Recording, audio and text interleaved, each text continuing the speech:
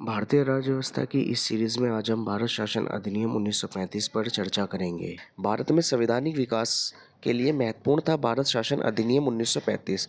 भारत शासन अधिनियम 1935 ब्रिटिश सरकार द्वारा पारित एक महत्वपूर्ण अधिनियम था, जिसने भारत में शासन प्रणाली में कई बदलाव लाए। भारत शासन अधिनियम 1935 के मुख्य प्रावधान: प्रांतीय स्वायत्तता, संघीय न्यायालय, द्विसदनीय विधानमंडल, निर्वाचन क्षेत्र का विस्तार, भारतीय मंत्रियों की नियुक्ति, बर्मा वर्तमान म्यांमार का भारत से अलग होना।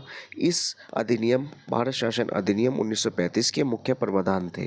प्रांतीय स्वायत्तता: इस अधिनियम ने प्रांतों को अधिक स्वायत्तता प्रदान की, जिससे वे अपने क्षेत्र में स्वतंत्र रूप से शासन कर सके। संघीय न्यायालय: एक संघीय न्यायालय की स्थापना की गई, जो केंद्र और प्रांतों के बीच विवादों को सुलझाने का काम करता था। निर्वाचन क्षेत्र का विस्तार: निर्वाचन क्षेत्रों का विस्तार किया गया, जिससे अधिक लोगों को मतदान करने का अधिकार मिला।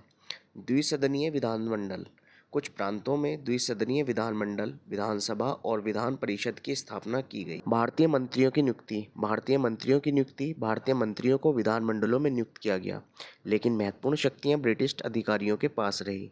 बर्मा का भारत से अलग होना: बर्मा वर्तमान म्यांमार को भारत से अलग सन 1935 के भारत शासन अधिनियम के तहत कर दिया गया। भारत शासन अधिनियम 1935 का महत्व: सन 1935 का अधिनियम भारत में संवैधानिक विकास की दिशा में एक महत्वपूर्ण कदम था। इसने भारत में एक संघीय प्रणाली की स्थापना का प्रयास किया और प्रांतीय स्वायत्तता प्रदान की। इस अधिनियम ने भारतीय राजनीतिक दलों को शासन में अधिक भागीदारी का अवसर दिया और स्वतंत्रता आंदोलन को बढ़ावा दिया। भारत सरकार अधिनियम 1935 को भारतीय संविधान का मूल दस्तावेज माना जाता है और इसके कई प्रावधान को बिना किसी बड़े बदलाव के भारतीय संविधान में शामिल किया गया है।